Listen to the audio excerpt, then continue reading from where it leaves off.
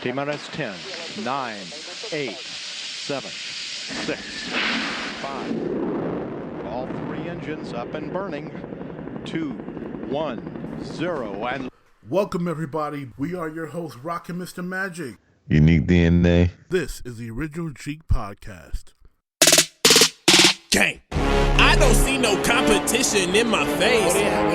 If we do, then we just move them out the way. I don't even need no money in my face. Hold on. Give me the money when I finish with the gang. Welcome back, ladies and gentlemen, children of all ages. This is the original Jeek podcast, and I am your host, Rockinmrmagic, back as live with my man, UniqDNA. What's up, man? What's up, man? It's been a long time. Too long. But you know, we've had a couple guests to help spell you while you've been gone. Yeah. We're glad to be back live, OGs in the house. So, the big thing this weekend, NBA playoffs, Avengers Endgame, Game of Thrones. So, we're going to start with depends upon which totem pole we're looking at, but in a chronological order, the NBA playoffs. Right now, we are in the second round. If you're not keeping up, we have semifinal matchups between the defending champion Golden State Warriors and the Houston Rockets. We have the number 2 seed Denver Nuggets against the number 3 seed Portland Trailblazers. That wraps up the Western Conference. And in the East, we have the Philadelphia 76ers against the Toronto Raptors and the Boston Celtics facing the number 1 seeded Milwaukee Bucks. So let's start with the biggest topic coming out of the playoffs here, and that is James Harden, the bearded man who's cried wolf. Oh, man. Too many times. So have you heard about the data-driven report that the Rockets sent to the league? Actually, I didn't hear about that. Okay. But... So, you heard about them complaining on game one about the quote-unquote non-calls. Yes, I did hear about that. So, Mike D'Antoni, who, we know how much esteem we have for D'Antoni, right. Sent the Rockets organization, I'm not going to put it all on D'Antoni, sent a data-driven report to the league on the Game 7 from last year in the playoffs where the Rockets lost to the Warriors, saying that essentially the refs screwed them out of a trip to the finals. Mm-hmm. And they feel that they got screwed out of 20 free throws in Game 1, and that's why they lost, blah, blah, blah, blah, blah, blah, blah, blah. It's ridiculous. I'm just, we have both made it very clear and very known how much we can't stand the current officiating, and then we add James Harden's style of play, if we're going to call it that. Are we talking about the flops or the travels? All of it. All of it. Because, if you're going to... My immediate response, this is my exact quote, my immediate response to seeing that they were given this report to the NBA was, okay, tomorrow the entire rest of the league is going to submit their data-driven report on the 8,732 travels that were uncalled on James Harden. Right. Is that the Pandora's box they really want to open? I don't think they want to go down that road. I mean, I guess obviously they have already. They made the decision, but I don't think it was a smart one.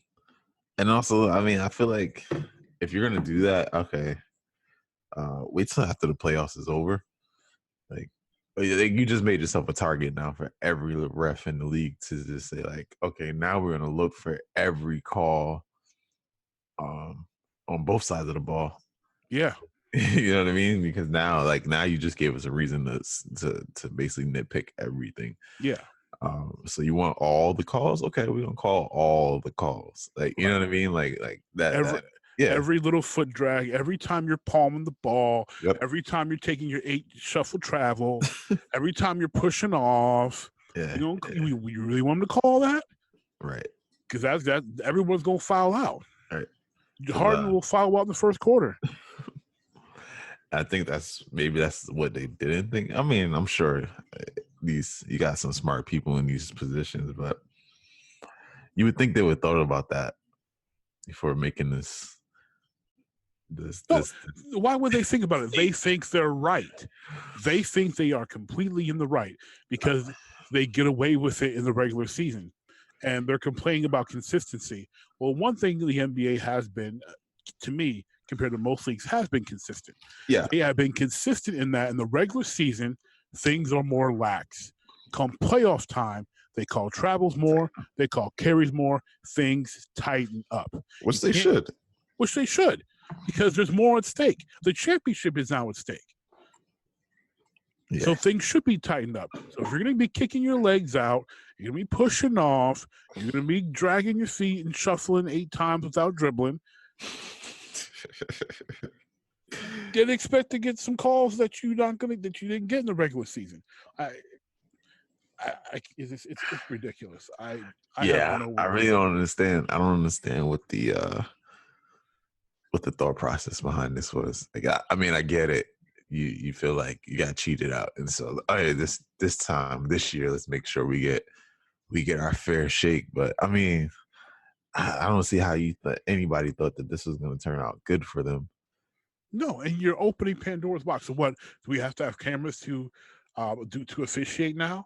Because that's going to be the most boring game of basketball anyone's ever seen. It's going to limit the free throw line, which I'm sure James would like, but you're not going to last long. You're going to have 40-man rosters to complete a game because everyone's going to foul out. Yeah, either that or you're going to run into this replay culture like we see in football now, where it's like everything gets sent out. Everything gets sent out. Everything gets sent out to New York, and they got to review it. And do we really want to? Basketball is a fast-paced game. Do we really want to slow it down that much? We already slowed it down enough with the TV timeouts and everything else. Mm-hmm. We really want to go down that road of now we want to have these. Constant somebody somewhere constantly reviewing every single play. I think that's just going to get a little ridiculous. But also, at the end of the day, there's the one. If you're losing by 1 free throw, if you're losing by even 20, were you really even supposed to win in the first place? Like, if you're relying on free throws to win games, like what's the point? Like, going to win when you're playing to draw fouls. You're not playing the game. Play the game. If they foul you, they fouled you. Don't play to draw the foul. Play to make the shot. Execute your move to hit the shot. Exactly. And if they foul you, then you get the extra. Exactly. But they part of their game plan is to draw fouls. Like that is not a strategy. Yeah. You can try to draw a foul in certain instances, certain plays, certain moments, to draw the foul. But when your entire game plan is go out there, shoot threes, kick your legs out, and try to draw a foul, that's not basketball. That's not a game plan. No. I understand drawing fouls last 2 minutes of the play, or just the game, whatever. If the situation calls for it, you try to draw a foul. But that isn't. That's not an offensive strategy. But to say that, we lost, X amount of games because of no calls, I think that's ridiculous. Yeah, absolutely. It's insane. I think it's poor strategy, it's poor coaching. Really, if that's what you're relying on, that's just poor strategy, poor coaching, and really hallmarks of Mark D'Antoni. Well, yeah. Well. Come on. This is what he does. The Suns weren't as bad, but this is what he does. And then they whine and complain, like, oh, we were cheated. No, just go play the game. Yeah. Like, I can't imagine him trying to coach a team in the 80s or 90s. Like, come on. Oh, no. Come on. That's when people committed fouls. You can't breathe on somebody nowadays, and you got James flopping, grabbing his neck, and no one touched his neck. I can't believe that play, man. like I don't want to bash James. I like James, but I can't ignore BS. That's garbage. Yeah, I watched that replay like I don't know how many times because I'm just like I can't believe that, and it was so blatantly obvious that he was trying to draw, like he was trying to get the call because I mean, how can you act like someone hit your neck whose arm didn't even get raised up? Like, come on. Yeah, and if you're watching in slow motion, like he flinched way before he even made the move. Yep. Like it's crazy how early he's becoming the new king of flop. And I mean, that's a hard thing to take away from LeBron, but not even LeBron. To me, even LeBron's a bad flopper, but to me, Ginobili was the worst flopper of all. And now it's Harden. I mean, it's by far. I mean, he flinched when Steph touched his beard the other day. Like, come on, man. Yeah, are you kidding me? It was bad, man. I'm like, what are you doing? And I actually liked him for a long. I mean, I still do. I think he's still a good player. He's a good player, but yeah. They need to start finding him, especially something that egregious. Yeah. Knock that garbage off. You want people to take you seriously. And then, did you hear what he said at the press conference? Nah, I heard little bits and pieces, but I didn't hear the whole thing. The quote of that press conference of James Harden: "I'll just want a fair chance." Oh yeah, I did hear that. Okay, fair chance. Okay. Yeah, we're gonna call four travels on you a night now. Let's talk about fair chance. Yeah. You're the only one in the league gets away with all this traveling, but you were talking about fair chance? Yeah. And I mean his signature step back, which is like, come on, dude. Everybody else gets called to travel for. Yeah. Steph, Bron, everybody else, they do it and they get called for travel. Yeah. But not James. That's his signature, but he's not getting a fair chance. Exactly. That's ridiculous to me. But again, like I said, I mean, when you're brought up under that, like when you're being coached under that type of culture, you learn to complain the same way, right? Like it's that learned helplessness. It's just like, oh, the coach is always complaining. You kind of pick up on it, and that's just like I said, it's poor coaching at the end of the day. How many MVPs awards are going to get given to D'Antoni players and results in absolutely nothing? Not enough. Well, speaking of not enough, there's not enough time in the world to talk about the rest of this epic weekend that encapsulated the playoffs and Avengers Endgame. Oh man. Oh man. All right. So listeners, I'm going to set the stage here. So for those who saw, we had the first ever Jeek Nation meetup at the movies, where we had a couple people show up, which was very enjoyable. JT from Breaking Ring Rust, nice. And a recurring guest, Pat Rhodes, on the original Jeek podcast, which we are going to try to do a special show between myself, JT, and Pat being there, and potentially our Breaking Ring Rust recurring guest, Matt Privet, on that as well, since he has seen Endgame twice himself already. Nice. So I'm in the movie theater watching, and UniqDNA texts me, "You see Endgame yet?" And I'm sitting here. I mean, of course, everyone's being like hyper tense because the movie's going so well. No one's really got their phones out. No one's talking. So I'm like, how am I going to respond? All right, let me respond on my Apple Watch. So I'm in the theater, going each letter, script by each. WATCH, watching it now. I was at work when I texted you, and I was like, oh man, I had totally forgot about the meetup, but I don't even remember what made me. I think I was reading something, and I was like, tell me you saw Endgame already. And I'm like, because I was just like, dude, like I need to tell somebody about this. But what? Yeah, I had saw it the night before. Okay. What a film. I loved how it started like Infinity War hadn't ended, like just going straight into Hawkeye with his family. It was like the previous movie didn't end, which I had rewatched Infinity War either at Friday night or I think it was Friday night. I rewatched Infinity War. So you went in fresh. Yeah, I went in fresh. So it was like the movie hadn't ended, which was super dope. And I mean, it was better than I expected it to be. Like I went in with high expectations, but not, as you know, super high, being that I'm such a comic purist. But my God, it was great storytelling, a great fan service, and unexpected comedic value, especially with, of course, spoilers here, people, since I did say it. Spoiler. If you have not watched Endgame, stop listening right now. Yeah. Spoilers. Don't at me now. So,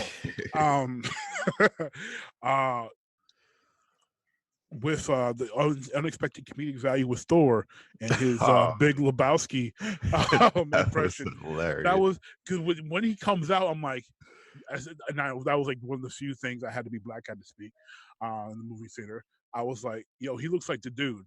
And then Stark goes, something, picking up Lebowski, whatever. I'm like, yo, that's exactly what they were going for. I'm like, okay, we're paying some homage to Lebowski here.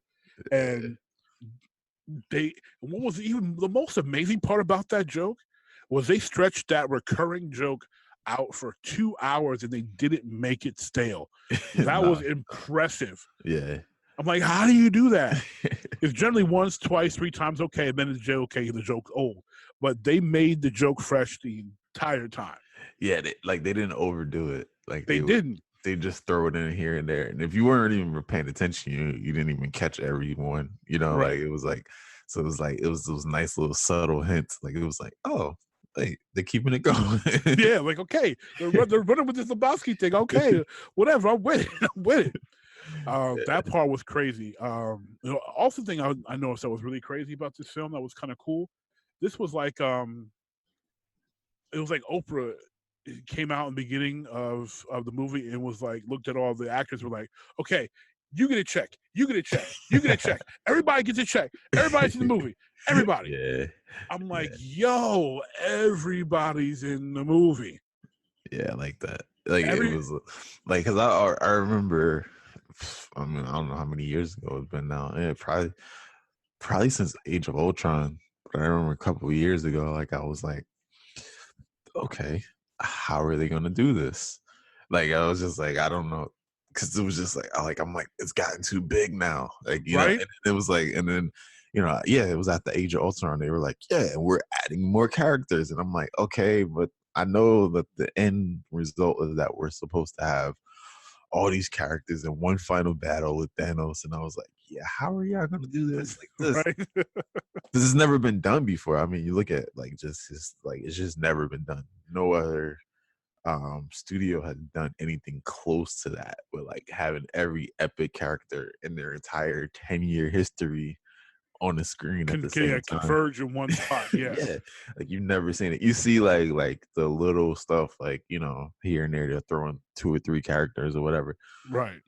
And I was like, yeah, they're not gonna pull this off. Like I'm gonna be honest, I was like, they're not gonna pull this off. There's no way. And like then Infinity War came, and I was like, okay, they did it. Yeah. And I was like, but you still missing some people here. But then like this time, I was like, whoa, like you really got everybody. Like even down to, I mean, we already did the spoiler thing, but down to they even had the 10-year-old kid from Iron Man 3 in the garage. Yeah. Like, and I was like, what? Like, is that the kid? Like, I kept looking. I'm like, who? I know that kid.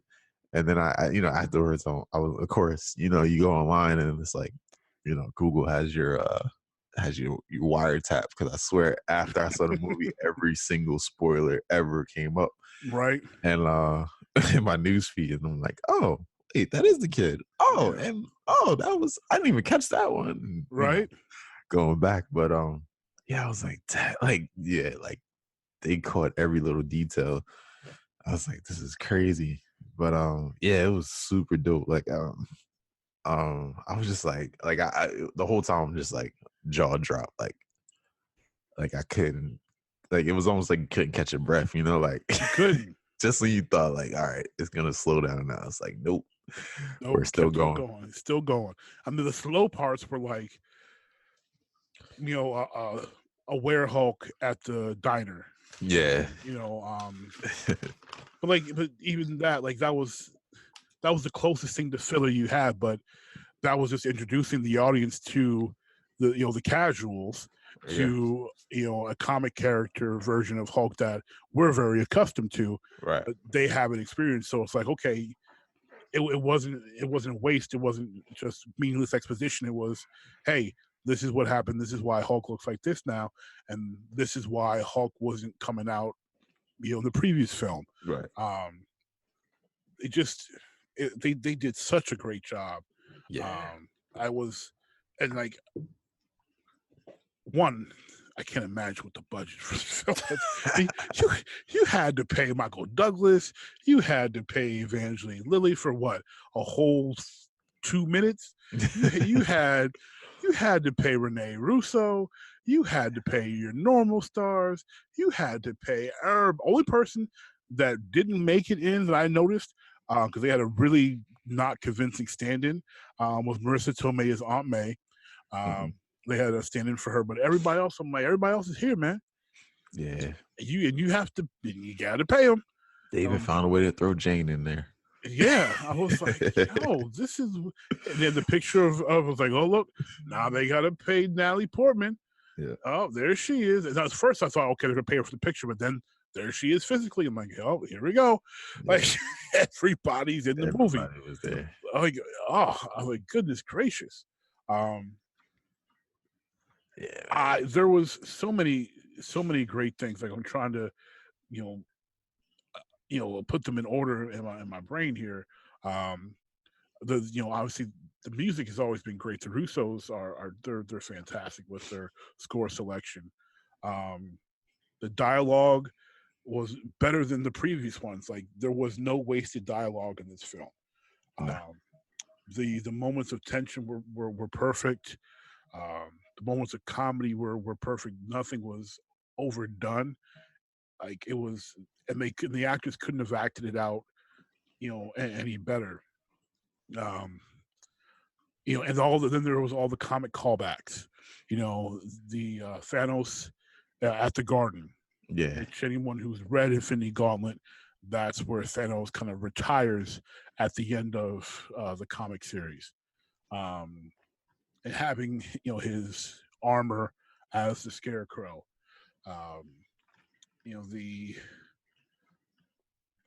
of course skipping around, but the end where Cap gives the shield to Sam, and if you're not a comic book reader, Sam Wilson does become Captain America, and has the shield. He still has the wings too, which confusing, but that's a whole other topic. But Sam Wilson becomes Captain America. Which even that, like I was like, they did that. That was a nice job of even doing that, because like they were like he takes the shield, but then he looks at Bucky, because for those that don't know, Bucky also played Captain America prior to Sam. It's almost like he's like, are you sure? And Bucky's like, kind of gives him the nod, like, yeah, it's your turn. You know what I mean? Like almost like he's like I was waiting for that moment where he'd be like, nah, I think actually when he said when Cap asked him how's it feel, he's like, it feels like it's somebody else's. And then he looked at Bucky, right? And I was like, is he gonna turn it over to Bucky? And then like, Bucky's kind of like, nah, it's yours. And then he's like, and then that's when Cap was like, yeah, it is yours, like basically, And I was just like, nice. Like I like the way they did that. That was cool, because it was almost like nice. There was that like shorts, like maybe like it was maybe like 2 seconds, but it was that like, who's going to be the next Captain America? Because either one of them can be, and that's been a discussion for a long time. And we know as comic book fans they both have, so it's like, who's it going to be? Right. And I didn't see that. I didn't see that mantle getting passed. Like I did not foresee that for this film. No, I didn't either. I did not think they were going to do that here because I figured they would leave the door open for Cap. But actually, I think they left the door more open with this than they would have just leaving it ambiguous, because now you can do, and also with the whole him not getting off at the right time exit, you leave the door open for the Steve Rogers Super Soldier storyline not being Captain America, and there was that time when he was Super Soldier, but he was old man Cap. And I forget how they gave him his use back or whatever, but like that opens the door even wider for more additional storytelling.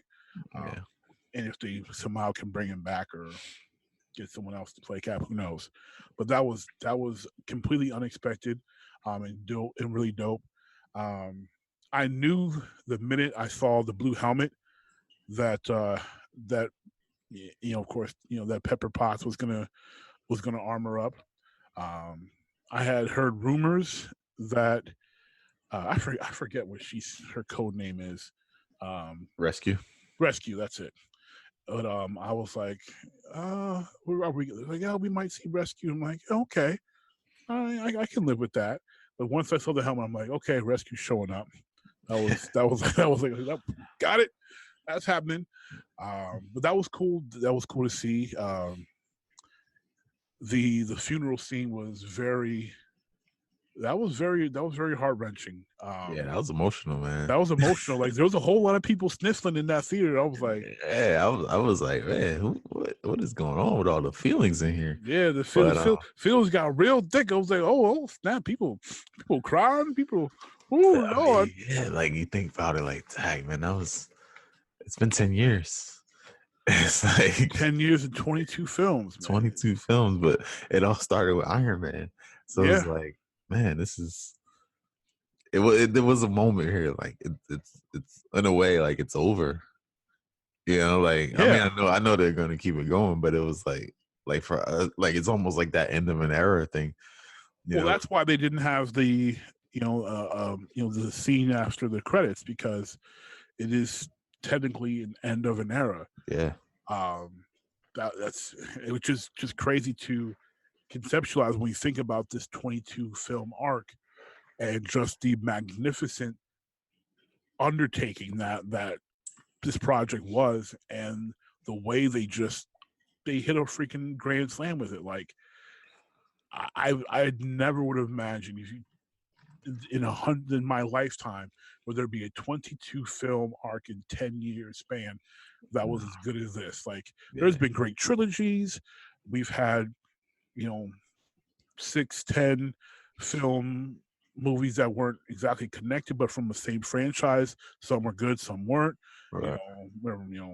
Your first Star Trek not so great, 2, 3, 4 great, 5 6 okay. Like your Star Wars first 3 great, second 3 crap. We're still debating on the latest ones. Still working on the last 3. Like you've had big franchises, but Fast and Furious. Oh God, don't even. Apparently, John Cena's going to be in the new one. So I hear. I mean, I kind of dropped off after it was the third or the fourth one, but yeah. I mean, it was kind of like that same idea where it was like, is Tokyo Drift part of the series or no? And then Vin Diesel shows up at the end, and you're like, oh, I guess it is. And because Tokyo Drift takes place after all the other films, right? Which is we're not going to go into that ridiculous. But but they're all one big story, so that's a franchise that's got everything tied in. Right. But it's on film 8 or 9 or something like that? I think they're 9 now. But they're not even halfway to the number that we're talking about with the MCU here. So it's really just an impressive, amazing undertaking that they accomplished here. Just in the culmination of this fantastic film. Now, there are some things I'm saying the movie was excellent. Anyone knows me how big of a critic I am. Me saying excellent is not a common thing. Right. Movie was excellent. There are some things I personally, again, the comic purists, I would have liked to have scene changed that still would have fit within the story and could have just as good or maybe better. Mm-hmm. Nebula. I love the way they made the Nebulas connect. I thought that was really cool. Yeah. My twist would have been taking that, but then calling back to the comics where Nebula takes the gauntlet for herself because Thanos wasn't paying attention. And then that would have tied in my second thing that would have made it better. And that in the comics, when they're fighting Thanos about the gauntlet, it wasn't their first time fighting Thanos, right? And all the other times they had defeated Thanos, right. Which one thing Vision had mentioned was that anytime they defeated him, it was because Thanos wanted to be defeated. They couldn't defeat Thanos without him being self-detrimental. Yeah. So I would have loved it had Nebula kind of bonded with herself in that instead of her keeping the love for Thanos. Keeping the love for Gamora. Oh, okay. If future Nebula would have kind of turned heel, and both of them, because once she had decided to help Thanos, but still been communicating with her other self, fought, gotten the gauntlet, but and given it to Thanos. But when Thanos is fighting, okay, I see what you're saying. She takes it, puts it on herself, repairs herself. Then Thanos has to, pretty much fight with the Avengers to defeat Nebula, and everything, and then eventually Stark gets it by being Stark, being witty, gets it off her,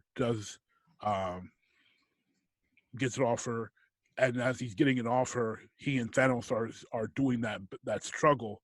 Right. Then he does the switch, does the snap, finishes. But having that very cool part of the story that Thanos really can't be beaten unless he beats himself, I think would have been really cool to stick within the storyline.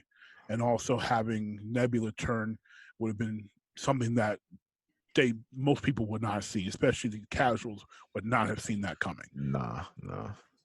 Yeah. And I think they kind of played with that a little bit with her past self kind of taking on the identity of her future self to trick them. And so it was kind of like they were playing with that a little bit, but I guess they didn't want to go all the way. But and they were so committed to having Thanos be the big baddie at the end. Yeah. Which I understand. But I think that because he's still the big baddie, but having that little moment of I just think having that moment there helps the character of Nebula, and it helps deepen the character of Thanos in that he was so dismissive of her. Yeah. And he mentioned it, maybe I was too harsh on your daughter. Right. He was so dismissive of her, that dismissivity being part of his downfall, and that she takes the gauntlet from him.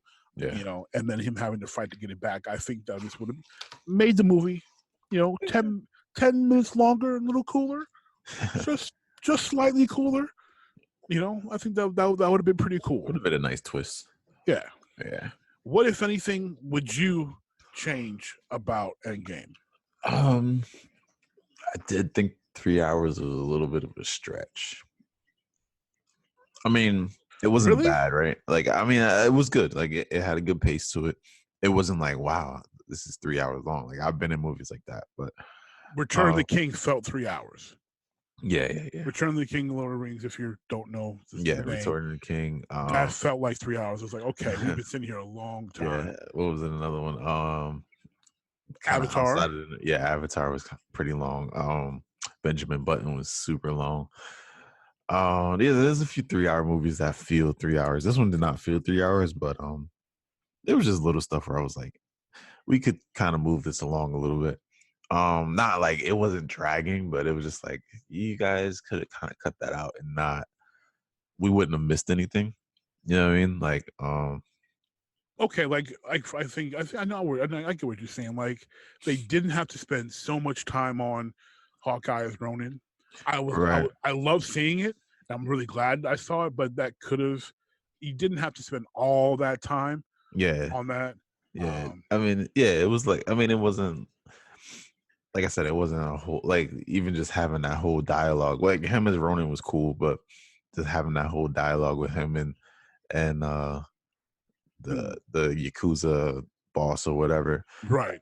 it was like it didn't really add to the story, you know, other than like, I mean, yeah, we get it. He's all moody about his family being gone, but yeah, they're just trying to show that he's merciless and yeah, he's full killer mode now. Like yeah, he's not cracking jokes anymore. And yeah. But I think you could have got that with him just killing everybody. I mean, because like Rhodey had already alluded to it, you know, when he was in the Hollow meeting with Scarlet Witch, with Scarlet Witch and everybody. Not Scarlet Witch. I'm sorry, I mean, with Black Widow. Black Widow, yeah, yeah. And you know, like it was like they already like kind of alluded to it, so it was like you didn't really have to have that dialogue. Really, you could have kind of just showed them fighting, right, and then sort of just moved on, right? Like, you know, had Black Widow show up and then have that dialogue, and then just kind of move on, right? Yeah, all he had to do was slice him up. Yeah. You know, notice that Matt was behind him, and talk like, and that's all they had to do. Yeah, because that would have told the same story without the extra whatever it was. 5 like minutes. we didn't need to know that he can speak Japanese now. Yeah, exactly. That part wasn't necessary. I completely agree. I was like, yeah, okay, cool. You can speak Japanese. Yeah, like, awesome. Okay, just get to the fighting. Like that was kind of a part where I was like, okay, let's get to the fighting, and then okay, let's get to you killing him, and then now if this means we're getting a Ronin series though, then I'm all for it. Yeah. But you know, but I mean, I don't know. You know, now I mean, he may still be kind of like, you know, like he's now because he might be brooding over Black Widow now. So yeah, well, he should have been with the first place, but you know, yeah. But yeah, I mean that was like, I mean, that's not something super like where I was like, oh, that was terrible. It was so long, but it was just one of the things like I walked out and I was like, yeah, it didn't have to be 3 hours. You know, what I mean? Like it was kind of one of, and it really, I think it was smart because like my wife, you know, I went with her. She was like, "How long is this movie?" And it was around that time when she said it, and I was like, yeah, actually, it's 3 hours. Yeah, 3 hours, and I was like, yeah. But just 3 hours. Yeah. But yeah, so it wasn't something bad, but like I said, it was just kind of like when you think about it, you're like, okay, where can we cut? As if I was a director, like where could I have made some cuts and cut it down to, you know, 2:45 or something like that?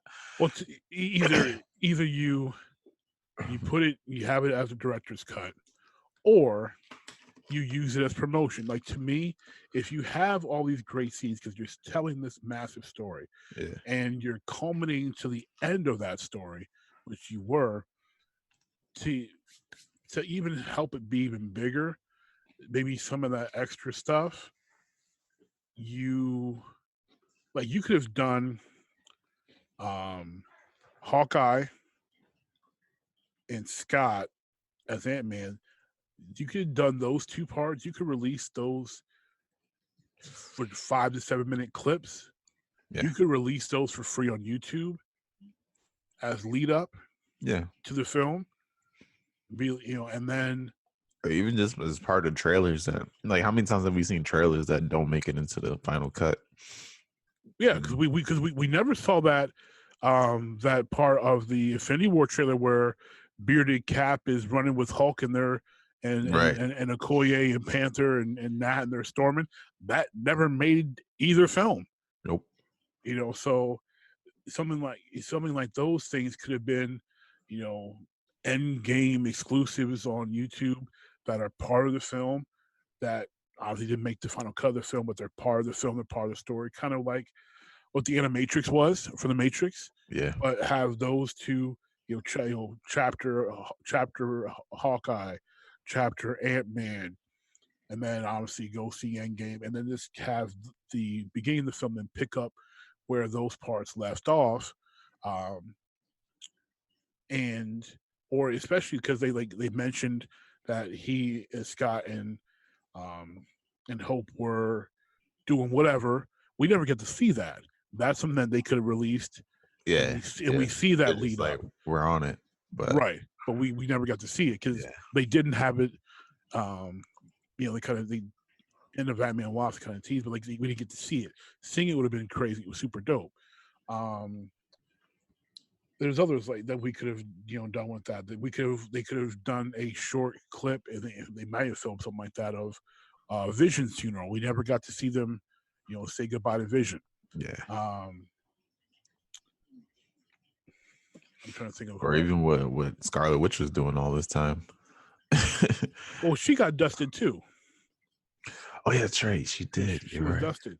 Did. But it would have been cool to see what Okoye had to say. Having to go back from the battle and and Panther's gone, and then to find out Shuri's gone, and it's like, okay, well, who's in charge? Yeah, that's true. Is Bassett in charge now? Like, what the deal is going on? Yeah, or even just having that extra scene, and they may already. Who knows? We don't know. It hasn't. They're not even close to releasing a DVD yet, but or DVD, Blu-ray, Blu-ray DVD. Yeah, but they even just like that whole meetup with all of the ones that got dusted. Meeting up with Doctor Strange and just that whole them coming back to where they clearly they all met up somewhere. Well, I don't think they did because Spider-Man mentioned that they were still in space, so they were still on Titan when they came back. So Strange had to use his strange powers so he had to open up all those portals to bring people in. So right, but some of them came in through the same portal. Well, the ones that were with them on Titan, so Spider-Man and Strange, and Drax and Quill and Mantis all came out of the same portal. Sam flew out of a different one. I forget where he was. He was in Wakanda. Yeah. Okay. Flew over a different one I might have to watch it again. But the thing is, it seemed like they all came out of it seemed like him and. But he should have came out of Wakanda. Like it wasn't clear which one he didn't come out of the Titan one, but I wasn't sure which one he came out of, if it was the Wakanda one or another one. But he should have come out of that one because that's where he got dusted, along with Bucky. Right. So they all should have came out of that one. Yes, I have to look at it again. But yeah, I mean, you can just kind of show that whole part of like them on Titan and that whole kind of. Spider-Man, that awakening, like, hey, what's going on? Like when Peter talked about it, he was like, he was like, yeah, like, we woke up and Stranger's like, yeah, it's been 5 years, and all that, and he's like, so you can have that kind of that whole conversation. Be interesting to see, I guess. But again, like I said, it wasn't a super nitpicky thing. I think my biggest nitpick was just like how they set up these time travel rules. Yeah. Broke their own rules. Oh, of course, yeah. And that is something that I'm like, okay, well, like, did he go to? And then, I mean, I sent you the article earlier. Yes. But like, I was like, did he go to another timeline? Is this the same timeline? Like, what just happened? What just happened? Did we just get a splinter that we weren't supposed to have? But that's after reading that article, I'm scratching my head too. I'm like, okay, what's really going on now? And then I'm like, okay, so he went. I mean, the directors are saying yes, he went to a different, like an alternate universe. Basically, he didn't go to a different timeline, but an alternate universe. Like, well, they eventually said he pretty much caused the splinter. So yeah, but I'm like, so how is he there though? Yeah, but how was he there and still in the last 10 years also? Like, it doesn't make sense. It doesn't make sense. No, it doesn't. It's like, then, what is really going on? And I give the Russos credit, but is it just me or do the Russos really hate Back to the Future? I know they were, because they were bashing. They were straight rubbing it in, like, yeah, Back to the Future BS, man. Like, y'all really don't like Back to the Future, do you? yeah, Tony was like, that's just stupid. And then Hulk is like, yeah, it's stupid. And then like, Yes, and I was then, like, you mean Back to the Future's bullcrap? yeah. Like, yes, it is. That's not how time travel works. I'm like, okay, we get it. Y'all don't like Back to the Future. They were like, yeah, let's get all the smart guys that say Back to the Future is retarded. And this is how time travel really works. But then let's break the rules of our own time travel rules. Right. Pretty much doing what Back to the Future did. Yeah. Yeah. So that one, if I could be really, nitpicky, like I said, it was a great movie, but that was my main one walking out of there. I was like, wait, I was like, first of all, that is totally out of character for Cap to just abandon everything that he knows to be true. So Right. he go get the girl like that. Like he's talked about that so many times, like how that's Tony Stark's MO, not his. Right. And he talked the thing. And even this movie, he talked the whole time about letting go, moving on. Well, I think them harping him on moving on, but also, but he because he was moving on, but he wasn't. Because you notice also throughout the film, he started getting more and more Tony as she started cussing a whole lot, and I was like, right, Cap, language, Cap. Like, hold on. And then, of course, at the end, he makes a decision to go back with Peggy. But also, I'm thinking, okay, Cap, so you go back, you decide you want to show with Peggy. Are you sure you want to do that? What kind of conversation are you having in your head? Like, yeah, Peggy, I love you, but, I kind of, may have smashed your future niece. That's an awkward conversation. Yeah. And what do they tell Sharon? Hey, your boyfriend that was in love with your aunt went back in time to be with your aunt and leave you behind. Like, yeah, awkward. Very awkward. Yeah, I mean, it just, that was the only thing that it still bugs me because I'm like, it's just not, that just wasn't him. It's very not him. Like they did a total 180 between him and Tony and Stark. Yeah, because it was like, okay, Cap. I mean, he did what he had to do, right?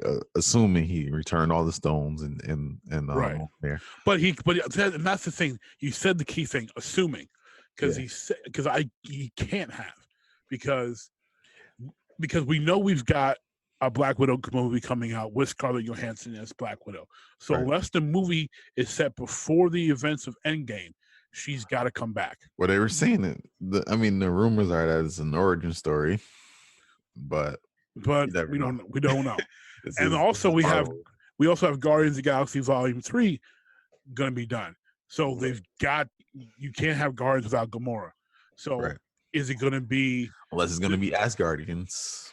Well, the thing is, we have the other Gamora, because we have past Gamora that was brought future, so they're gonna have to start that whole romance with Quill thing all over again. Well, I think, or do they bring back the other one and have a whole bunch of confusion there? But they obviously have to bring back that, and I think he's gonna bring back Tony. He's got to. You think so? I think they're done. I don't know. Because I know on the reality side, right? Chris Evans said he's done playing Cap. He couldn't wait for this to be over. And I think Robert Downey Jr. is just becoming too expensive at this point. Probably, but he said he would do it forever. So yeah, I know he said he would do it forever, but can they afford for him? Can they afford it? Yeah. Who can afford the price tag? I think they left the door open enough for it, and with the thing is, to me, and I was saying this, kind of my initial thoughts. Okay, so we know they announced WandaVision, which is a terrible name for the Wanda and Vision show on Disney Plus coming in November. You got Sam and Bucky, and you got Winter Soldier and Falcon, and then you got Ant-Man and Wasp having their own show. So Wanda and Vision are having a show. Vision was not rebuilt in this movie. So Vision has to be rebuilt. Now the MCU has said that instead of in the comics, Hank Pym the AKA original Ant-Man, he created Ultron, who created Vision. In the MCU, Tony creates Ultron, who creates Vision. So Tony is needed to recreate Vision. No Tony, no Vision. How are they going to recreate Vision in this instance without Tony Stark? He's got, in my opinion, somehow, some way, even if it's not like another movie commitment or somehow, he's got to be back to make Vision for this show. Unless every show is going to be some prequel thing or what happened before Endgame. And if his WandaVision is going to be them running off with some lovers, tryst, I'm going to be insanely bored. But I think they're gonna expand. Well, so I heard. I mean, we don't know what Phase 4 is gonna be, but the rumors that Phase 4 is gonna be focused on the Watchers and the Eternals. mm-hmm. So with that, and with the Russo brothers saying that Cat went to an alternate universe, I'm thinking they're opening up, new Earths. They're gonna go around, along that lines, Earth, the different Earths, and the multiverse, and which then also lead into the Spider-Verse and all that stuff. I could see that happening. I don't see why not, right? Like you got the next.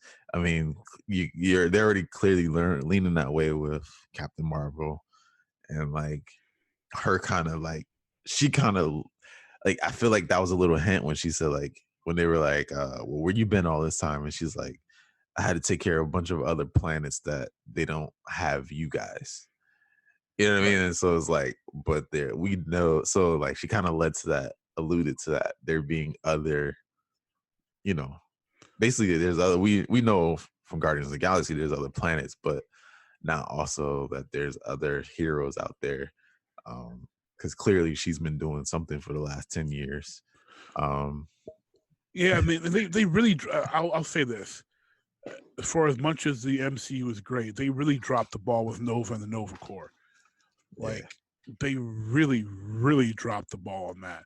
That would have been a good way for Phase 4 to have the New Warriors in it or something along that line. Just ignoring Richard Rider and Nova, to me, just makes zero sense in the grand scheme of things. But I digress. I don't know, I mean, I will say they're pretty good at figuring this stuff out. So they've done great. Yeah, I'm not. Again, we're nitpicking here. Well, clearly. So there could be some kind of plan in the works that we don't know about. Well, my thing is, I've heard, I don't know if it's confirmed, I've heard that one of the next films is going to be a what if. And my thought is that the what if film, if that's real, may be the splintering into the multiverse to try to expand the casuals' mindsets, because they're probably not accustomed to thinking in those terms when it comes to the storytelling that they're seeing. So discovering that there's a multiverse, discovering that there's a prime verse that we're all accustomed to, and their MC that they've seen is probably will be established as the prime verse, but that there's a different color suited hero here. Like there's these slight differences, kind of like Spider-Verse was, and kind of set that stage for then maybe having the Black Widow origin story may be set on a different Earth, so she's obviously not dead there, and etc. Giving them more leeway to tell additional stories there. Yeah, and I mean, there's still stuff we haven't seen yet, right? Like we haven't, like, whatever happened to Adam Warlock. Thank you. Thank you. Like to me, that's always gonna be, that was my last pet peeve.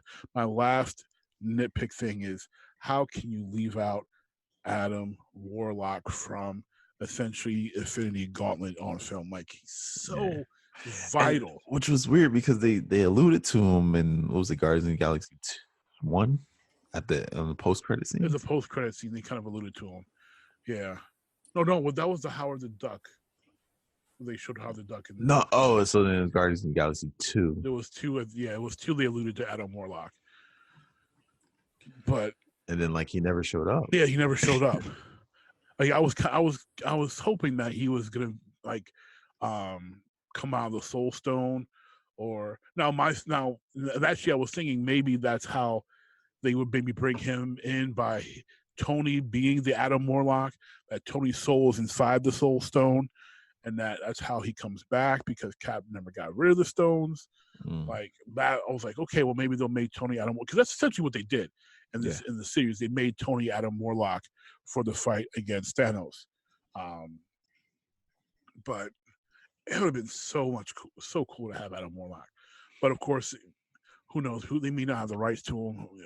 Who knows what that whole deal is? And telling his story on how he got trapped inside the Soul Stone would have required previous battles with the Avengers and Thanos to be explained, which is why I think that's another reason why I think Tony may come back in some way, because they use some magic to pull Adam out, and I think they'll kind of do something similar to get Tony's soul outside the Soul Stone, and bring him back for one last hurrah. It'll be interesting, but yeah. I don't know. I think they definitely have enough that they can. If they don't have enough, they need to pay us for what we just gave them. yeah, they got enough material. They can figure something. I'm sure they already have it all planned out, but and they typically make good on their promises of their post-credit scenes. So yeah. So what they can do is just rewind and do it all over again, because now they own Fox, they own the rest of the world. Now they can give us the Silver Surfer. They can do it right. They can have the Silver Surfer be the one talking about Thanos is coming. They can have Thanos be trying to impress Lady Death. They can do it the way the comics did it. They snap first, then the heroes fight. They can do it old school. Bring in Adam Warlock. Yeah, I think they're gonna bring in Star Fox. Let them tell the story of Titan. Let them tell what really happened on Titan. Yeah. Bring in Monica Rambeau. Monica Rambeau is the only Captain Marvel we acknowledge here. I know we love Marvel, even though they changed her into a woman for no reason. But well, they can bring back. Well, I don't know. I don't know how they have so many, especially now with the Fox deal. They got so many different ways they can go. Like, who's the next big bad? For the net. I mean, I'm my assumption, and I think everybody's assumption is Galactus. Galactus. It's got. I mean, if you're gonna bring back the Fantastic Four, it's got to be Galactus. And then you figure you do another 10-year run leading up to Galactus coming, the same way you did with Thanos is coming, right? See, I would use Galactus as a veil.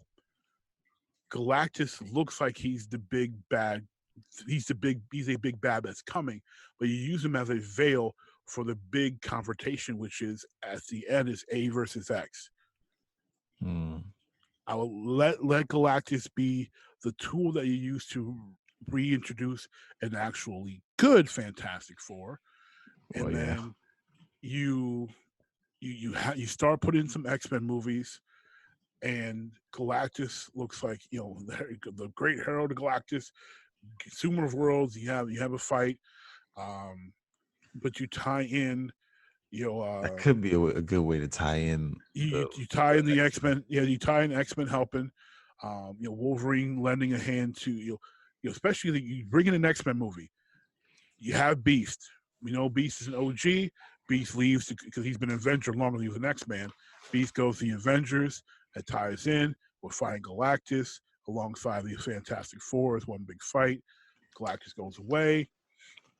You have another X-Men film where Genosha gets destroyed. You have X-Men and then you have Avengers kind of tying in because of Beast and others. Obviously, the Avengers do nothing to help. Create the angst between the mutants and the Avengers. You have, and then you properly tell, because I am so afraid to see Dark Phoenix. You properly tell. Oh man, did you see that trailer? I did. They played it at the theater. I was like, oh God, please no. looks so bad. It looks terrible. But you properly, even if you don't retell the Phoenix Saga, you properly mention the after effects of the Phoenix Saga, the destruction of Genosha, the fact that they didn't help, and you start to you can introduce Cable and X-Force a bit. You introduce Hope and you lay the seeds there through those films and other Avengers films that are you copying up, because you start to introduce some of the newer Avengers, the Luke Cages, and such, and you lay those ground for A versus X, and you bring in Magneto, and also that also lets you bring in Namor. You start bringing the Submariner. You do a whole thing on, whole movie on Namor the Submariner. That lets you explore.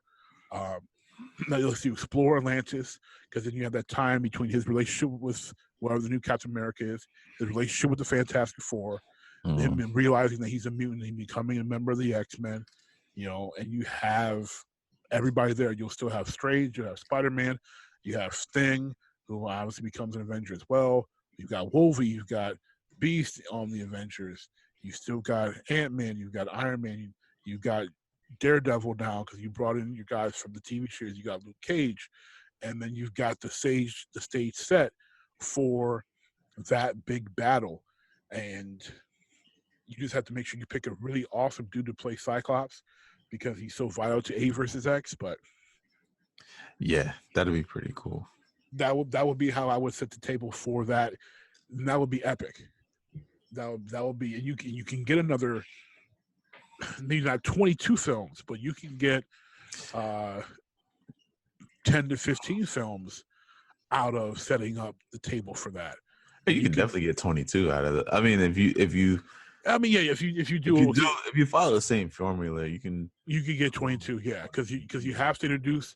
You're gonna have to have 2 or 3 Fantastic Four movies just to deal with Galactus. A Namor Submariner movie.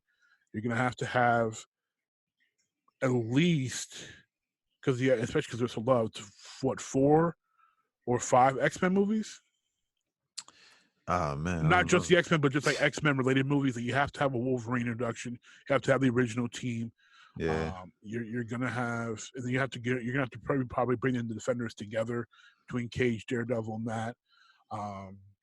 You could probably have to stand alone in that aspect, and obviously another, like a new Avengers movie, a Team X-Men movie. You would have a Cable movie himself. Well, yeah, you got to tie that in, and maybe, and obviously an X-Men movie that's going to be dealing with him and Magneto. You have to introduce your new Magneto for him to eventually join the team. Yeah, you can totally make. Yeah, you can make that happen. Yeah, because you can even do simply a Cyclops and Jean Grey, just the two of them having their own standalone. Because if you can do Ant-Man and Wasp, you can do Cyclops. You can do Cyclops and Jean. Yeah. So, yeah, that could definitely be another 20-something films. Oh yeah. And set the stage for a crazy, crazy battle. That wouldn't have to be 3 hours long. You could actually do 2 films that are both 2 hours long, and not kill everybody's bladder by making them sit for 3 hours.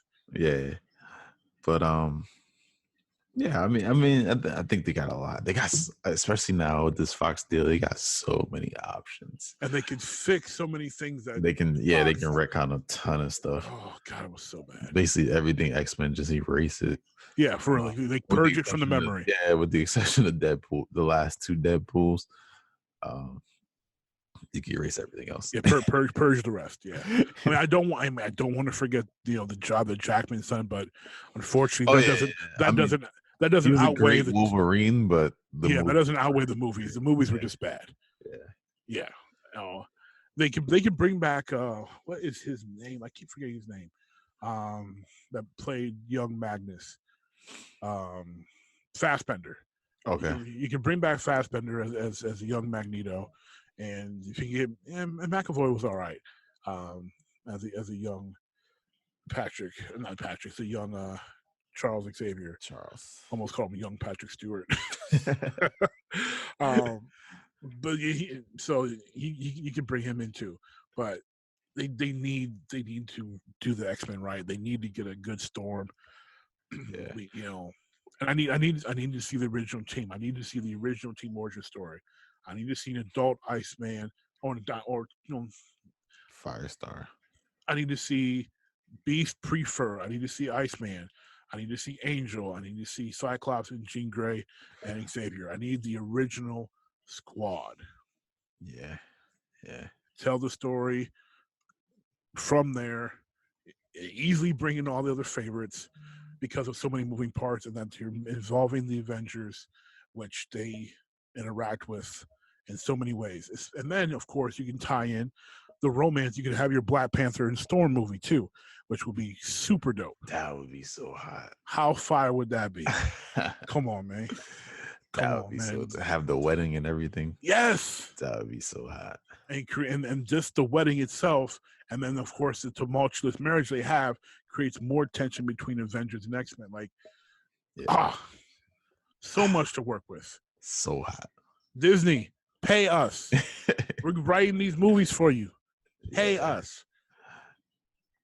Oh man, now you got me excited for it. Think about that, that would be so dope. Man. And can you imagine how we would turn out for Black Panther and Storm? What? Like we was wilded for Black Panther, but Black Panther and Storm movie, the couples costumes that we would be up in. Come on, man. Woo. That's that would be, oh man. And then I think it would be cool because a lot of the regulars don't know about that. Mm-hmm. Yeah, the casuals don't know about. Yeah, they don't know about those backstories. So that would be so. Storm solo movie ties into Black Panther and Storm movie. The Storm could get her own film. Yeah, just her start on the Serengeti, her becoming the Wind Rider, her coming to the States, her learning how to steal from Gambit before they knew they were going to be X-Men together. Xavier finding her, bringing her to the team. Can you imagine Storm in Wakanda? No, that'd be wild. Storm in Wakanda, that would be amazing. And you could have a little bit of tension there between her and Lupita's character. I forget her name now. Hey, ex-girlfriend, meet my future wife to be. She's a wind goddess. Oh man, I forgot her name. I can't remember her name now. I forget her name too, but But yeah. That would be I'm writing this film right now as I'm thinking about it. That would be so freaking great. I can just imagine how they would set that up. Them gaining the mutual respect for each other as him leader of the country, she leader at that time, X-Men leader, X-Men, at least the gold captain, gold team captain, right? Them defending against something, whoever. Just we can pull a baddie out, Dr. Doom, because they thrown shade on Doom a couple times. He needs a redemption. Yeah, he needs to get hit in the gut. Doom does. So they defeat Doom and whatever crap he's pulling. The respect grows to love. He proposes. And you can so easily do the tie-in because the initial introduction, I think, if I remember correctly from the comics, and please comment if I'm incorrect, but I think their initial introduction came through the Fantastic Four anyway. So yeah, if I'm right, you have the Fantastic Four do that initial introduction, maybe in the Fantastic Four film to tie into standalone films. It's beautiful. Yeah. I if that does happen, I would be so hyped. We look at the TV. Let's go. Let's go. We go into Wakanda, baby. Black Panther and Storm. But yeah, I mean, I think there wasn't a lot of that I could change about them. I'm going back to thinking about the movie. I don't think there was a lot I wanted to change. I liked everything about it. It was nice. It was great. Let's close by covering something that we probably would have made a little bit better as far as changing in the visuals, and that is the long and very, very dark night that was this most recent episode of Game of Thrones. I loved it. The cinematography was fantastic. Yes. And I understood why I could barely see anything. Unfortunately, most of Twitter and probably half of Facebook did not appreciate the cinematography of The Long Night. I liked it. I mean, like, I understand. I completely understand. Like, they wanted to immerse us in it as much as possible, even down to the lighting. I mean, they didn't have electric lights, people. So guess what? This is what they were really fighting with. So the same way we couldn't see, that they couldn't either. So I think that I liked it from somebody who studies film, who studies, photography and cinematography, all that stuff. It was gorgeous. Yeah, I was like, this is so, like, I saw it immediately when and spoilers for this one too, but immediately when Melisandre comes up, and like, the whole army's out there and they're basically looking into like darkness, there's nothing. And you're like, is the army even there? I mean, we know it's there because we saw it from the preview of the episode before, but you're like, is the army of the dead even there? Because you can't see anything. I was like, no, it's pitch black. Yeah, and I was like, that makes perfect sense. Like, like for a second I was like, why can't I see anything? And I'm like, wait, it's pitch black. They don't have electricity. It was a cloudy it was cloudy night. It's clouds overcast anyway. I'm like, there's gonna be dark. Light. It's gonna be dark. And then when she lights up the Dothraki sword, I was like, yo, this is gonna be. That was so fire. I was like, yo, that was ill. And I thought she was gonna come back in episode 2, but I was like, I know she's gonna appear in this episode. She has to. And then her just rolling up like, what's up? Let me light these for you. That was fire. And you mentioned, studying film, studying cinematography. When I'm watching this episode, it reminded me of reading the way the scenes were shot and the way the light fell, especially like when Jon's running through Winterfell and you see the small battles between. You see Grey Worm and Tormund fighting off. Yeah, and you when you see them, you know it's them, but it's mostly shadow.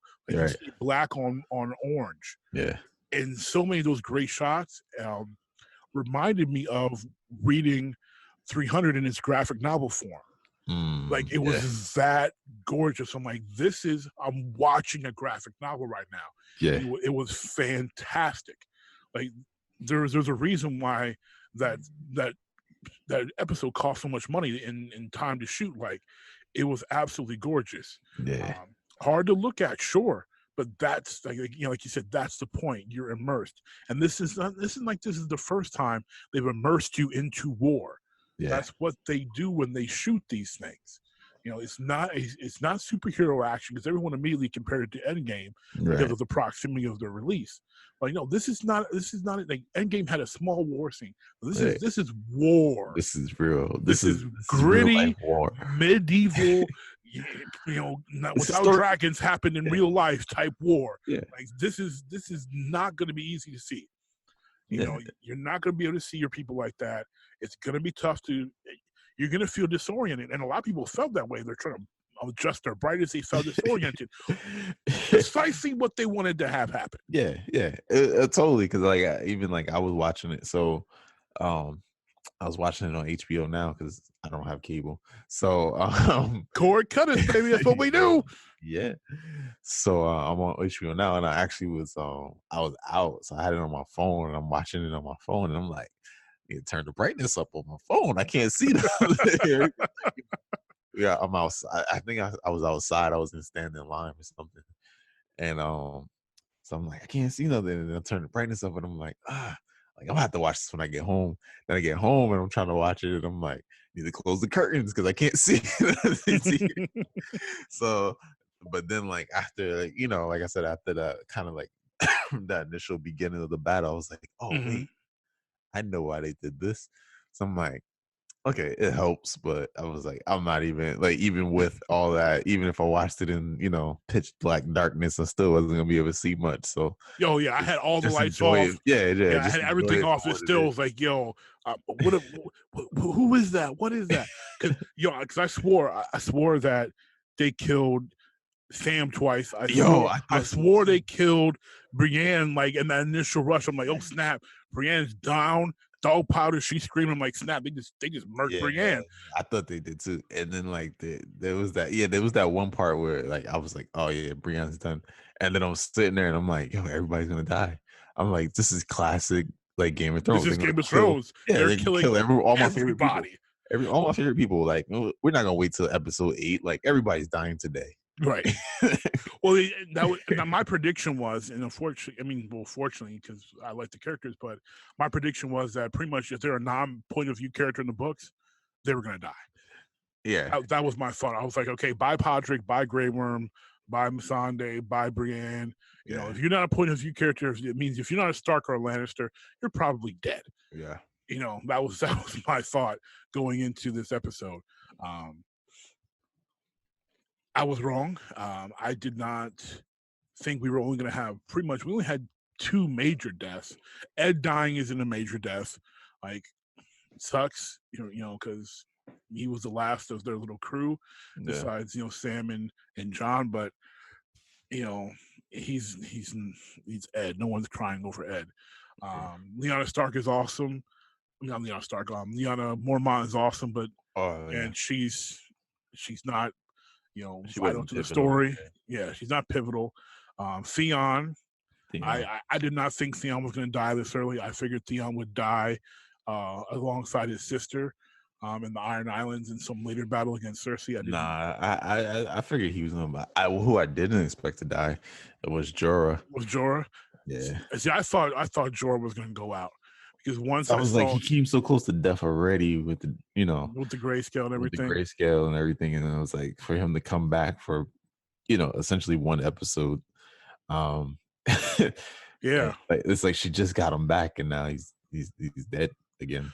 Well, I figured that he was going to be gone once I saw how bad. Once Drogon flew off, because Dany panicked for whatever reason. Once Drogon flew off, trying to get the whites off of him, I was like, okay, she's by herself. And John had already run off. So I'm like, and I know she's not dying now, but I was like, okay, she's gonna get rescued. Only person who cares more about her than John is Jorah. And I was like, okay, Jorah's gonna try to get this woman by himself into safety. He's going down. There was no way around it. Yeah, I just didn't. I don't know. I just felt like that. And then he kept, he kept pushing her aside to take hits. Yeah. In the one, my wife was like, "Did she just turn him into that sword?" I'm like, "No, he pushed her back." Right. So she wouldn't take the hit. She's like, "Oh, it looked like she just turned so he could get hit." And I'm like, "Well, I mean, pardon me with the direction, but no, he didn't see his arms." So I rewound it. Like, "Oh, okay, I see his arms out to push her back." Okay. Yeah, it did kind of look like that. She's not that selfish. I'm like, she's a selfish chick. Like, she's not that selfish. No. She's not gonna be like, "Oh, hold on, let me move so you can get stabbed." Okay. Yeah. No, she's not playing that game. Yeah, I just didn't expect him to die because, like I said, I like he's been pivotal to her, like her entire arc. Yeah, her even in the books, like oh yeah. As soon as you're introduced to her, you see you're introduced to Jorah. Yeah. Yeah, so it was like I just figured like he's gonna stick it out to the end. I figured he'd probably die at some point, but I didn't think it would be now. Yeah. I figured he'd probably die in the other war. Well, it makes sense for him to die now too, though, because there's got to be more conflict between them, especially between Danny and John. So losing her oldest and closest advisor, and probably wisest, and probably wisest, is definitely because now she has Varys, who everyone knows she really can't trust because no one can trust Varys. Yeah, and she has Tyrion still, who she's lost confidence in. And so there's really nobody now. So there's no and keep her in check. And there's nobody now that's been with her entire time. Yeah, he was with her from jump. The minute she got sold to Drogo, he was there. Yeah. You know, giving her guidance, giving her confidence, helping her to act as a Khaleesi. Yeah. You know, to think as royalty from her entire time. So that piece of continuity is now gone. And I think my fearless bold prediction is this is where over the next 2 episodes she may turn into the big baddie, and become the Mad Queen and pretty much become like her father, and that ends up being the. I might be wrong, but I think she and John come to a confrontation where she tries to kill him. I was thinking. I kind of see her and Sansa going at it, because I mean they've already showed it, multiple times where it's like Sansa really wants the throne. She wants the North. She wants the North free. Yeah. Yeah, but in so many ways, like she's taken on this similar persona to Cersei. Mm-hmm. Where like that's pretty much where she learned. She learned from Cersei. She learned from Baelish. Like like she wants the North, but I mean, she is kind of one of those things. Like, I want the North, but I wouldn't mind having the 7 kingdoms. I don't think she does. I don't think she would. Like, she is so over that being queen thing. Like, she doesn't want to go south ever again. Like, she is like so over that. I think she just wants to be in the North and just be the North. I don't think Sansa wants anything to do with anything south. She is way over that. I don't know though, because she likes to. It seems like she, especially now, and I mean, I guess is part of it is like because she's been so powerless for so long, but like it seems like she likes that power, and so it's like, she's which is probably one of the reasons why she's fighting so hard for the North, is because she's been powerless for so long, and so it's like I'm taking back my home, but also I think. She's like, I want to be in a position where nobody could ever like put me in that do position. This to me again. Right. Yeah. Like, so, and the only way she could do that would be by taking the 7 kingdoms. You know what I mean? Because like, even if because then there's nobody to potentially take it from her. Right. Because like, if Danny gave her the North, it's the same thing as like with Rob Baratheon and Ned, right? Like, right.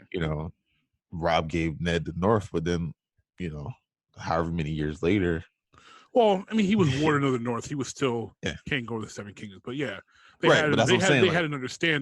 They had this kind of understanding where it's like, yeah, you got the North. This is yours. I don't really care about this. Yeah, he had never gone that far north. Yeah. Yeah. I was disappointed with the Night King. Yeah, he kind of went out like a punk. Yeah, he didn't. I mean, he didn't do much.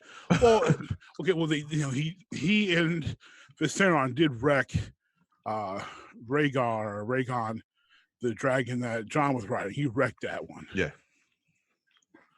But other than that, I mean, that was mostly Viserion, right? Yeah, I was mostly the dragon. He stood there, didn't get burned. Missed the javelin toss. Did a pretty epic walk-in with his White Walker homies and got stabbed. I mean, that was, that part of the build-up. I was expecting a fight. Like, we saw a great one-on-one battle between John and one of the White Walkers at Hardhome. Right. Like, even if Arya does the killing, they should have had a fight between them. But John's running, And the Night King is like, man, I don't want that smoke. Everybody stand up. And he's walked off like a punk. I was like, yo, that I didn't like. Yeah, I wanted them to kind of just have that battle, just kind of that back and forth at least. And then, or at least have him raise the people after they fought some. Like they fought some, he realizes, okay, this guy might get me.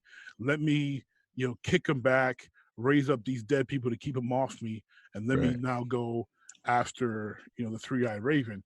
Exactly. Like something epic at least. Like, yeah, that was real disappointing. I was like, man, not only did we did not get answers, but that was a pretty weak battle. I mean, the battle itself was epic, but that was pretty, like, he didn't do much. It was everything. Everybody else had epic kind of fight scenes and stuff like that, but he just kind of just walked away. Yeah, he just walked off. I'm like, what? Yeah, like, that was disappointing. But overall, I liked the episode. I thought it was a good episode. I was like, man, I just wanted some answers. I thought, like, like him and Bran would like have some kind of conversation or something. Like, it was just like he walked up, kicked Theon's butt, and then he's getting ready to take the swing and get stabbed. And Arya flies out of nowhere. Yeah. And I had that same reaction when she flies out of nowhere as the LeBron and JR Smith meme. Like, that's got to be what's going through the Night King's mind. Like, what are y'all doing? You gonna let this little girl just come out of nowhere? Yeah. She's 5'2", and she ain't Jordan. Where's these hops? She's getting to just fly out of nowhere and try to kill him. Like, what? Where did she come from? I had the feeling that she was going to be the one to kill the Night King, because they made it very evident with the, to me at least, with the repeated callbacks to sticking with the pointy end. Yeah. Because they said it once they said it once that episode, and I think once or twice the previous two episodes. So it was like, okay, she's clearly going to be sticking somebody with the pointy end, So I'm like, who's important to stick with the pointy end? Who's left? Cersei and the Night King. So, okay, I'm thinking this is a big battle. It's going to be the Night King. Yeah. How they were going to get her to do it, how they were going to play up to it, I had no idea. So I thought it was kind of cool how they got her to the Godswood area there, because she was being chased throughout the castle. And I also, at first I was like, okay, they didn't show us how she got there, but leaving it to the imagination is also really cool. So however she got up as high as she did to come down on him like that. But I was looking at article yesterday or today, I don't remember, but they were saying that somebody was saying that there's a theory out there. Of course, it started on Twitter where everything starts. But there's a theory out there that Jon helped her get there when Viserion was like basically wrecking the entire castle. Mm-hmm. And there's that part where he was hiding behind the pillar or whatever. Mm-hmm. And then he jumps out and he's like basically ready to take the dragon head on. Mm-hmm. And he's like yelling. Right. And they're like, if you rewind it back, it looks like he's screaming, "Go." Because it looks like he looks up, he sees somebody, and then he jumps out, and he's just like screaming, like basically trying to distract the dragon, and it looks like he's yelling "Go!" Like, you can't hear what he says, but it looks like he's screaming "Go!" And then right after that, pretty much they cut to the next scene where, the Night King is there, and then all of a sudden Arya shows up. So like the theory is that he distracted Viserion so that she can go and kill the Night King. So I was like, that actually makes a lot of sense if it's true. My theory was a lot simpler. I figured that she was last with the Hound. I figured the Hound just threw her in the air. I thought about that too. I was just thinking, I think the Hound just threw her in the air at him. But it kind of seemed like she left them, right? Like it was like they were there and they like. Well, they left Beric behind, but he was still kind of with her. Yeah, no, I'm saying, but like, she they did ran- leave. She left him with the red woman in the room. Right. That's what Yeah. I'm saying. Like, it seemed like she ran. Yeah, she just kind of like, she was like, you know, she was like, not today, deaf, and then she runs out and kind of leaves them there. So I think she just went solo. But yeah, it was an interesting theory. I was like, that's interesting if it's true. If it's not, whatever, it was still cool. But yeah, it was just interesting to look at. Like when you go back and rewind it, you're like, that could be true. Because it was like there was no reason, when you really think about it, there was no reason for him to come out from where he was hiding. Right. Other than like he had to have a reason. And so that makes sense. It makes sense. Think about it that way. But well, see, when he did that, now I thought he was gonna get blasted, and it wasn't gonna hurt him. I was figuring that was gonna because he's a Targaryen. because he's a Targaryen, and even though he got burned before he was killed by the Night's Watch, things are different when since he's been resurrected. So I was hoping to see that, but I think that may be foreshadowing for when I think Dany tries to kill him. But I think Dany's going to try to have Drogon burn him, and Drogon refuse because Drogon knows. Yeah. Or Drogon does it, and Jon survives it and is like heartbroken because she tried to take him out because her focus is more on the throne than him, or the goodness of what's good for the realm. Yeah. Well, I think the dragons know, right? Because like in the books, and even just I think it's in the books, they said like, only Targaryens can ride dragons. Right. So he's riding, he was riding Rhaegon, I think. Rhaegon. Yeah. And then even like they had that little like love scene or whatever. Yeah, that was creepy. Like how they're getting their freak on, and then the dragon like smiles at it. I'm like, oh, weird. Hold on. What do you think I'm doing? We're gonna have a podcast. Why?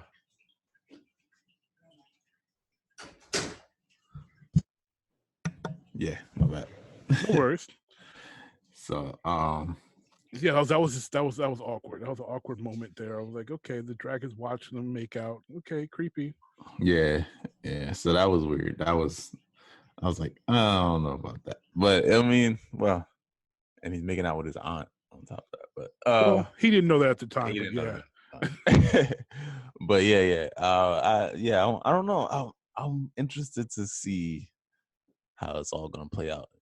With like obviously first they have to take down Cersei, but then like, is there gonna be another like kind of struggle? Well, we know there is, right? There's gonna be some kind of struggle for power between her, him, and I don't know. I still feel like somebody else is gonna get in them. It's gonna be a three-way like kind of fight for the throne. But it's gonna be interesting to see how it plays out. There's so many different ways it could go. Oh, for sure.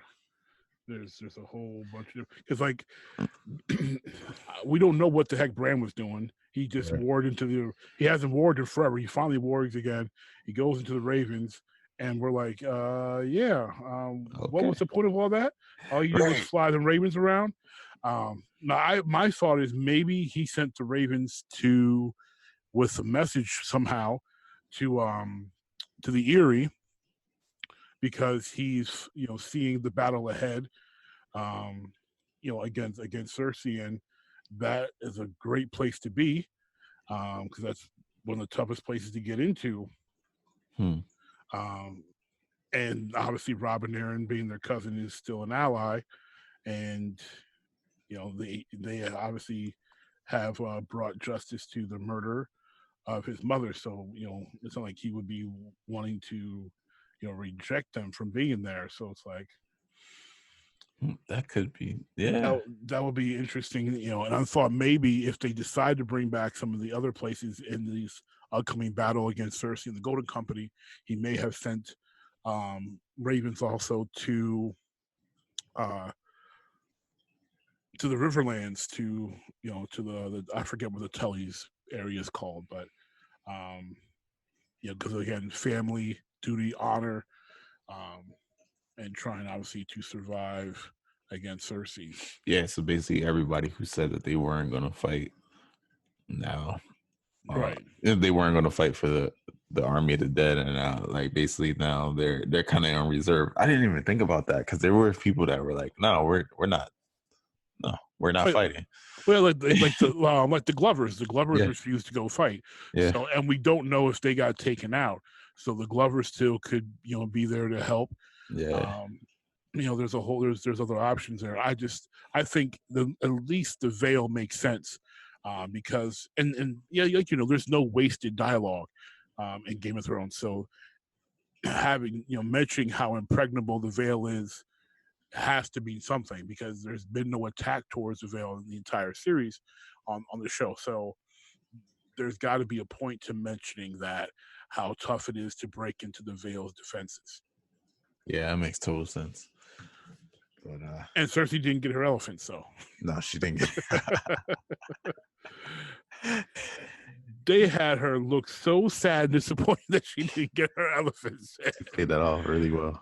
Yeah, she played that really, really well. I was very impressed with how she played that off. Like, oh, I didn't get my elephants. I paid you for some elephants. Where my elephants at? It's like, how you gonna get elephants across the sea? Woman, you tripping.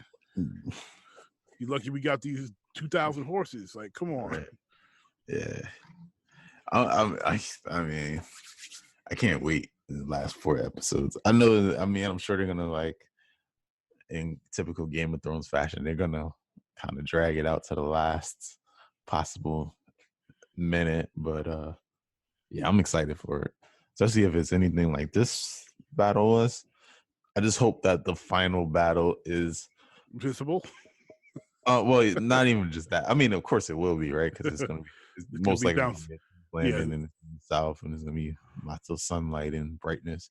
Yeah. But I just hope that it's not so anticlimactic. Like the Night King was. It's just like, that was cool, but he didn't really do anything. You know what I mean? Yeah, he was. He went like a punk, like, Yeah. So I don't want it to be like, it's like, okay, she's got the Golden Company, and they're supposed to be so, there's the best mercenary army in the world ever. Yeah, and they come out and they get, like, basically obliterated in the first, like, 5 minutes of the battle. That'd be pretty disappointing. Well, my thought actually is I was thinking possibly Cersei ain't got no money. Tywin owes the Iron Bank of Bravos a ton of money. She ain't. But didn't she pay all that back? Well, she paid it. Sorry, she did pay it back by robbing the Tyrells. Yeah. But I don't know. I guess she used whatever they have left. But my thought is the Gold Company may betray her. Because I feel like the Iron Bank is gonna betray her. She's not good for business. Yeah, and I think they know that, right? Like, yeah. So there was a fan theory about that, like, all the last 8 seasons, they always talk about, like, even her father always talked about, like, like, the Iron Bank owns the throne and they own the realm, and like, that's why he owed them all this money, and, like, you don't mess with them.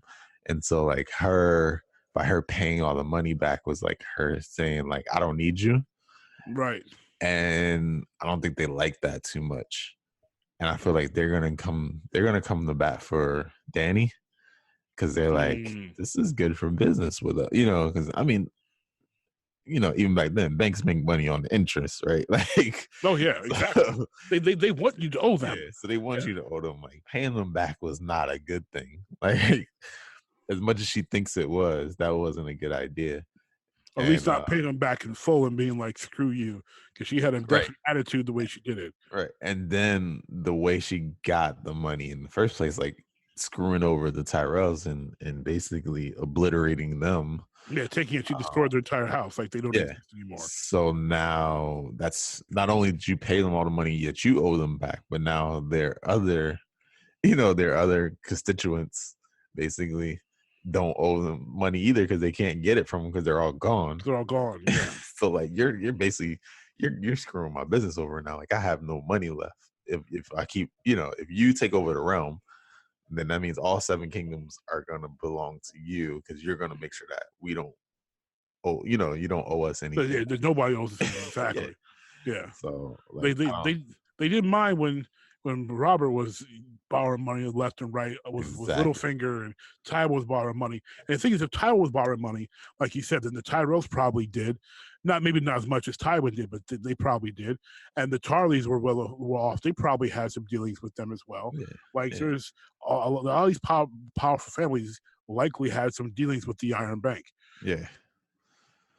And so the Starks are already basically gone, right? Like, I mean, as far as authority goes right now, they're fighting for power. The Tarleys are gone, except for Sam. Nobody knows if, as far as the Iron Bank is concerned, they don't know if he's dead or alive. Right. So they're looking at like they're gone. The Tyrells are gone. The Baratheons are gone. The Baratheons are gone. Like who the Lannisters paid us back. Right. I mean, like we're running out of options here. Yeah. And Walder Frey, he had no money, and he ain't had no money anyway. Yeah, he's gone. The Greyjoys are basically. Oh, they weren't borrowing money anyways. Yeah, they were raping and robbing. They didn't borrow money. Yeah, but I mean, like who really is gonna? Yeah, like that. I mean, their business is done. If she fully takes the throne with no contest, they're done. Yeah. So I think, I feel like I don't know how. Maybe they'll bring in their own army. Maybe they'll pay more to the Golden Company than she paid them. I don't know, but they may have already paid the Golden Company. They may already paid them, and they're just playing the game. Yeah, exactly. They're just playing the long game, waiting to make their move. Yeah, but that's an interesting theory. I had not thought of that. I figured the Golden Company may turn just out of being paid by Euron because he wanted to seize power, and he had been pirating off for so long. He probably had amassed a decent amount of money, but I had not considered the Iron Bank because they are pretty much like the Illuminati in this series. Back there controlling things, influencing things. They helped Stannis. They've helped. Who else been begging for money from them? Forget now. But like they've been involved in a great many deal behind the scenes, and it's gonna be it's gonna be interesting to see what that turns out to be. So I don't if I'm Cersei, I don't trust the Golden Company. No, I don't know at all. And only person she can really trust is Qyburn. And he's crazy. that dude's crazy. And last prediction before we end here. When does the Clegane Bowl happen? I don't know, but I can't wait for it.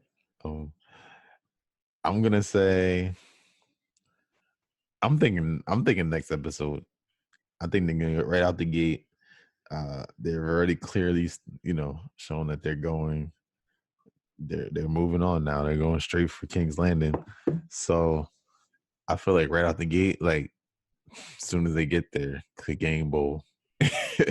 Okay. Because they don't do anything without a purpose to it. I think they have the Clegane Bowl next episode. But I think along the way, we have a religious conversion in the Hound. I think he overcomes his fear of fire by becoming a Red Priest of the Lord of Light.